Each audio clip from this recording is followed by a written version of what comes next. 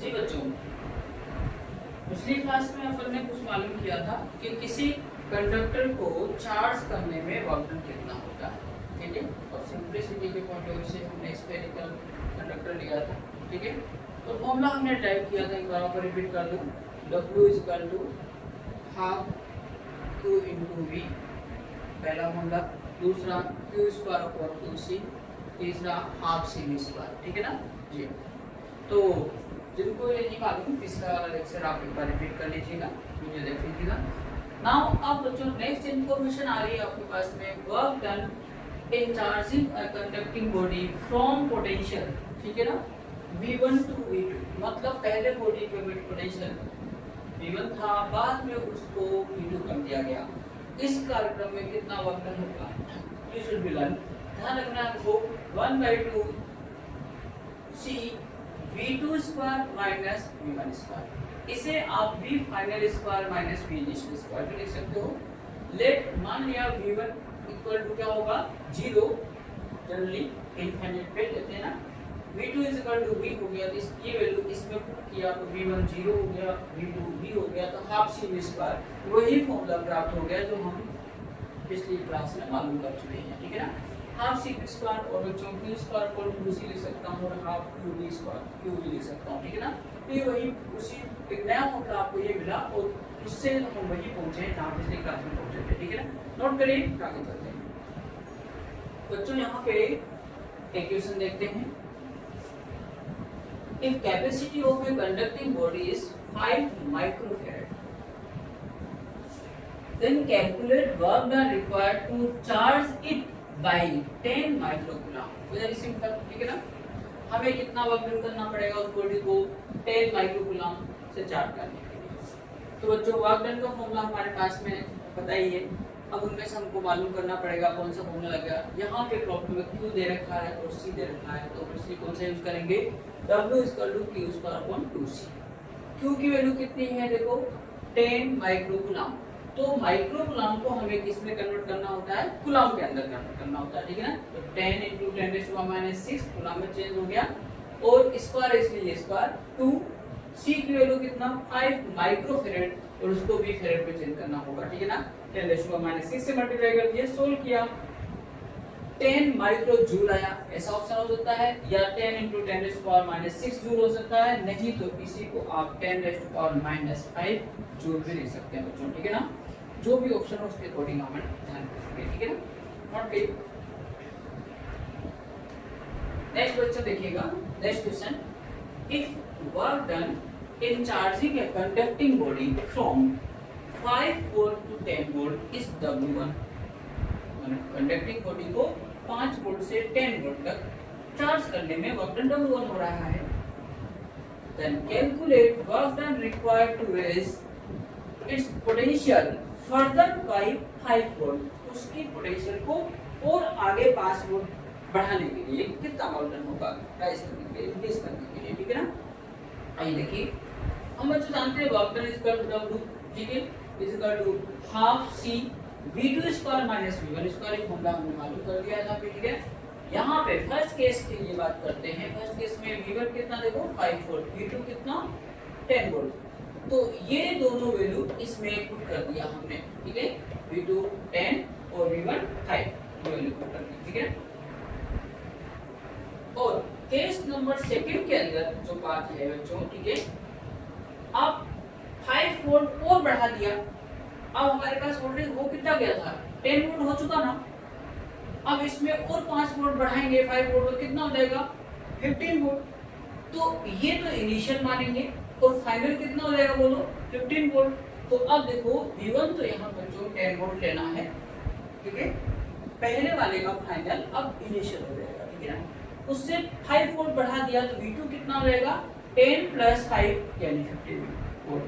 तो W2 उस condition में वर्क डन W2 ले रहे हैं हम C/2 और V2 का स्क्वायर मतलब 15 का स्क्वायर माइनस इनिशियल V1 का स्क्वायर 10 का स्क्वायर। इक्वेशन 2 है बच्चों, ठीक है। दो इक्वेशन प्राप्त हो चुकी है W1 W2 की। डिवाइड कर दीजिए, बोले तो थप्पड़ लगाओ, ठीक है ना। 2 डिवाइडेड बाय 1 माने 2 में 1 का थप्पड़ लगाओ चाहे 1 में 2 का थप्पड़ लगाओ, तो आपको पसंद आए इसमें लगा लो, ठीक है। W2 upon W1 value put कर दिया बच्चों टी वाले क्या, और इसको सोल्व किया तो 5/3 और WT is equal to 5/3 times of W1, this is the final answer. ठीक है ना बच्चों, एक स्पेशल नोट की बात पहले भी अपन मालूम कर चुके हैं, फिर भी देखिएगा यहाँ पे again, basically potential energy is store in the electric field. याद आया जो हमने वर्क डन किया था, इनफाइनाइट से चार्ज लेकर आए थे, इसी कंडक्टर को चार्ज किया था, इसके लिए हमें वर्क डन करना पड़ा था। याद आया, वह वर्क डन स्टोर हो जाता है किस फॉर्म में, पोटेंशियल एनर्जी की फॉर्म में। कहां पर, इन इलेक्ट्रिक फील्ड। ठीक बात है क्या, इलेक्ट्रिक फील्ड के अंदर स्टोर होता है। ठीक बात है क्या, और anywhere electric field is absent, अगर कहीं पर भी इलेक्ट्रिक फील्ड नहीं है तो बच्चों वहां पे पोटेंशियल एनर्जी भी क्या होगी, जीरो, वहां पोटेंशियल एनर्जी नहीं होगी। ठीक है ना, ये बात पहले आ चुकी है, फिर भी अपन रिपीट हुआ कर। यदि E जीरो ना हो तो फोर्स भी जीरो नहीं होगा। ठीक बात है क्या, क्योंकि force equal to Q into E, work done भी जीरो नहीं होगा और पोटेंशियल एनर्जी भी जीरो नहीं होगी, क्योंकि वर्क डन ही तो पोटेंशियल एनर्जी होता है। ठीक है, अगर E जीरो तो force zero, work done zero और पोटेंशियल एनर्जी भी जीरो। तो हमने एक गाना गाया था, याद है आपको, कि जहां जहां इलेक्ट्रिक फील्ड वहां वहां इलेक्ट्रिक पोटेंशियल एनर्जी। याद आया, जहां इलेक्ट्रिक फील्ड नहीं वहां इलेक्ट्रिक पोटेंशियल एनर्जी नहीं। तो वापस रिपीट किया, याद कर लीजिए इस बारे को। तो जो मालूम कर रहे हैं, नेक्स्ट पॉइंट देखिएगा, electric potential energy of a conducting sphere.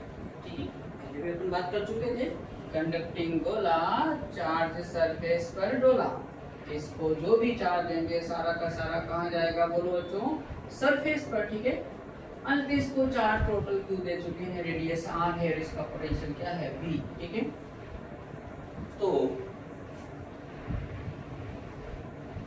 कितनी पोटेंशियल एनर्जी स्टोर होगी कंडक्टिंग स्फीयर में, बोले तो कंडक्टिंग गोले में। ठीक है, तो कंडक्टर के अंदर, कंडक्टिंग गोले के अंदर इलेक्ट्रिक फील्ड इनसाइड क्या होता है, बोलो, जीरो। अंदर इलेक्ट्रिक फील्ड जीरो है बच्चों, तो यहाँ पर अंदर कोई इलेक्ट्रिक पोटेंशियल एनर्जी होगी क्या, बिल्कुल नहीं। मालूम है, भी गाना गाया था, जहां जहां इलेक्ट्रिक फील्ड वहां वहां इलेक्ट्रिक पोटेंशियल एनर्जी, जहां इलेक्ट्रिक फील्ड नहीं वहां पर इलेक्ट्रिक पोटेंशियल एनर्जी नहीं। तो यहाँ पे इलेक्ट्रिक फील्ड नहीं है ना, यहाँ पे तो पोटेंशियल एनर्जी नहीं स्टोर होगी। ठीक है, अब इलेक्ट्रिक फील्ड होता कहाँ है, बाहर, पॉजिटिव चार्ज है तो पॉजिटिव से ये देखो आउटवर्ड बाहर की ओर। ठीक है ना, ये लीजिए, ये तीर चल रहे हैं, टर्न नंबर आपके नहीं लगेंगे।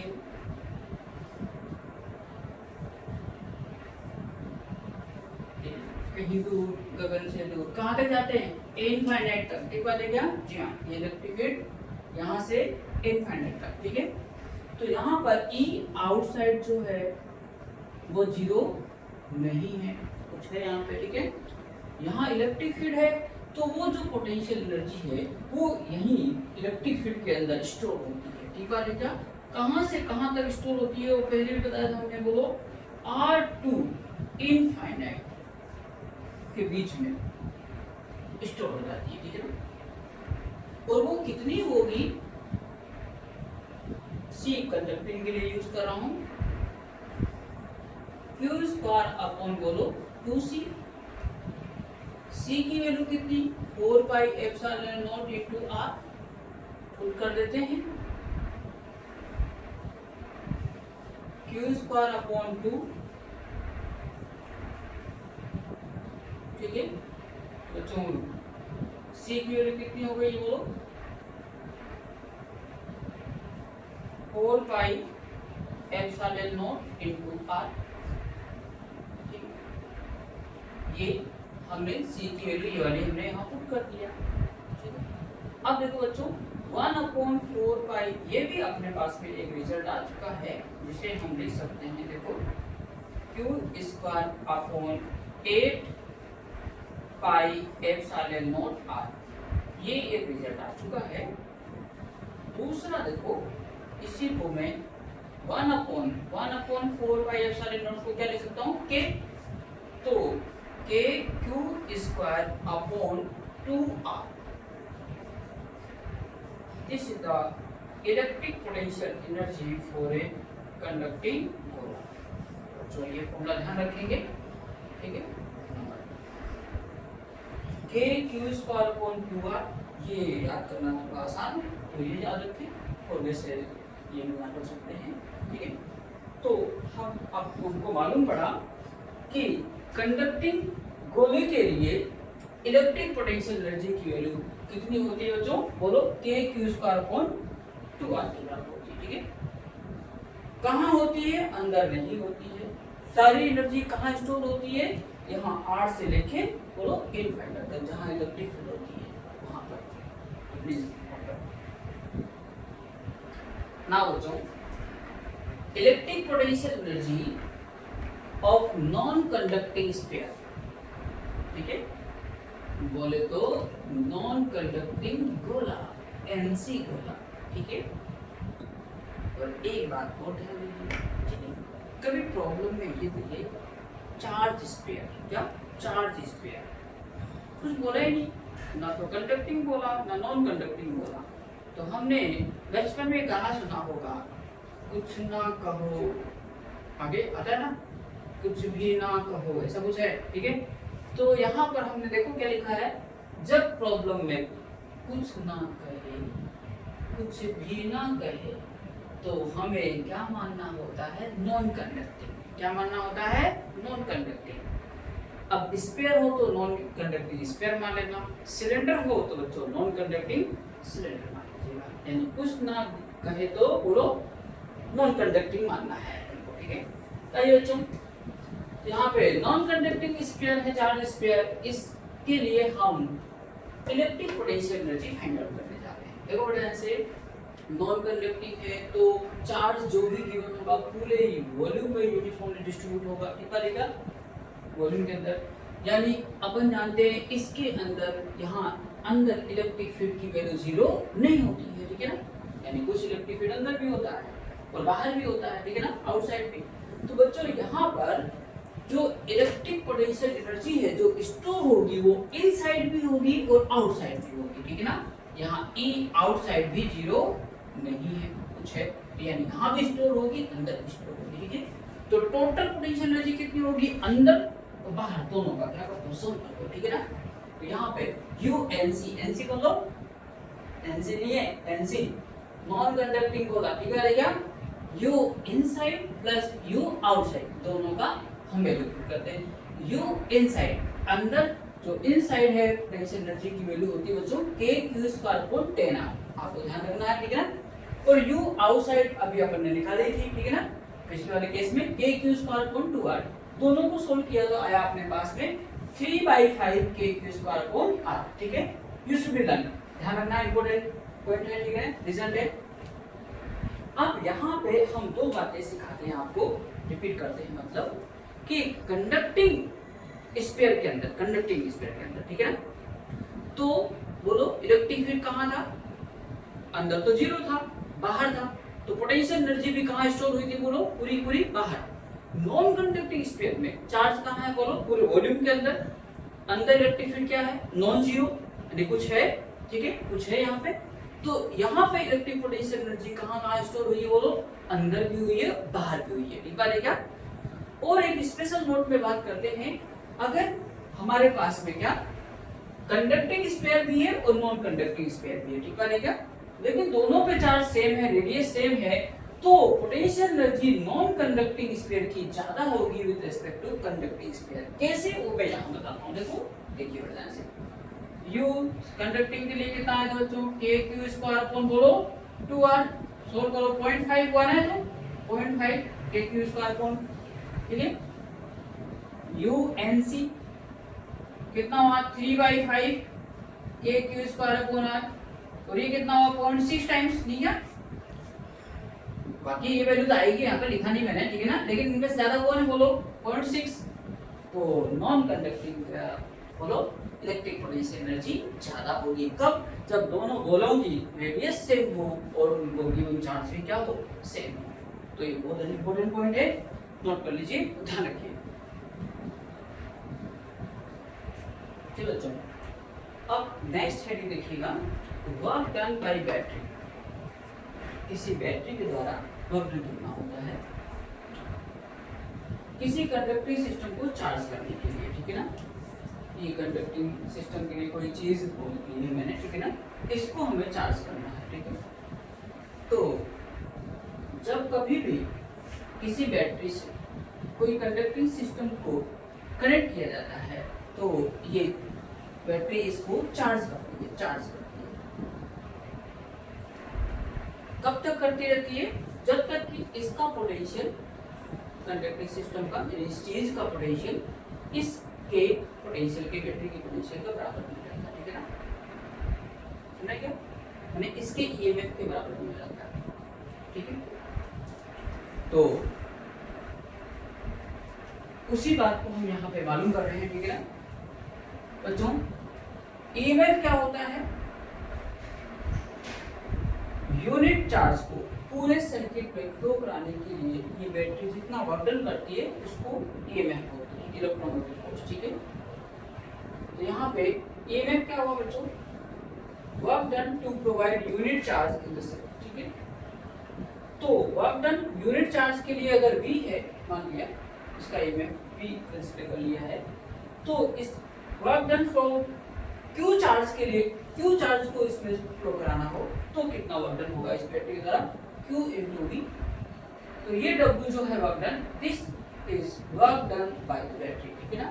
तो work done by the battery QV हो गया बच्चों, और इसको अपन वही कहते हैं Q स्क्वायर बाई C या CV स्क्वायर। यानी पहले जो हमारे पास में आया था वर्क डन बाय हम, ठीक है, उसमें डिनोमिनेटर बाय P था, यहाँ पे नहीं है, ठीक है।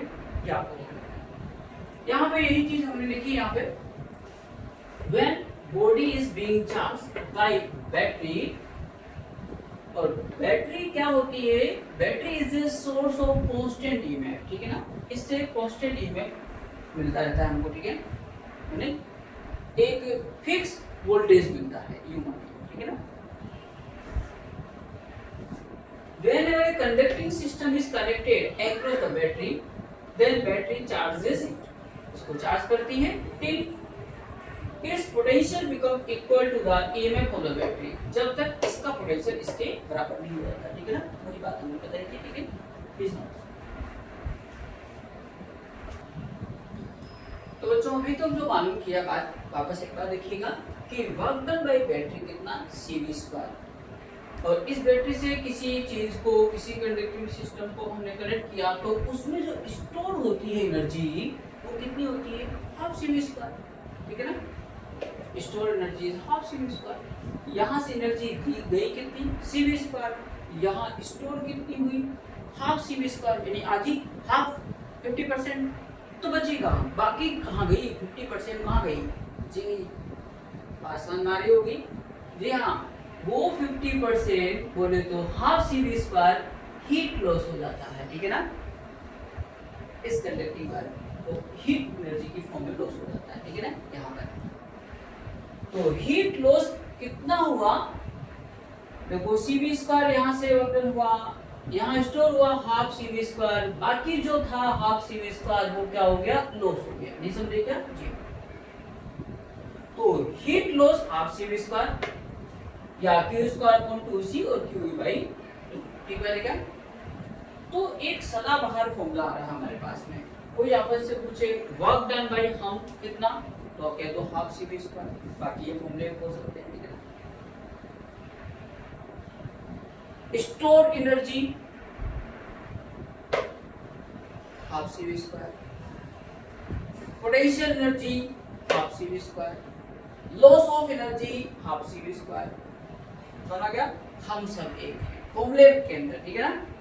फॉर्मूले में एक ही फॉर्मूला आ रहा है तो याद कर सकते हैं अपन अच्छे से, ठीक है बच्चों। एक बहुत इंपॉर्टेंट नोट है ये कि जो ये हीट का एनर्जी का लॉस हो रहा है, एनर्जी का loss in the form of heat, वह एनर्जी का लॉस इस वायर के रेजिस्टेंस पे डिपेंड नहीं करता, ठीक है ना। आर रेजिस्टेंस इसका कुछ भी हो, प्लीज 50% होना चाहिए, ठीक है क्या।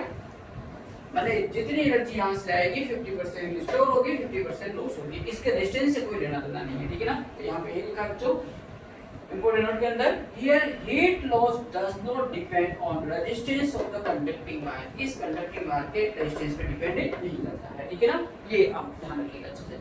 तो ये आर्टिकल कंप्लीट होता है बच्चों। इसके बाद में नेक्स्ट आर्टिकल लेंगे, ठीक है, सेविंग ऑफ चार्ज। तो इसके सभी क्वेश्चंस आप ट्राई कर सकते हैं। Thank you.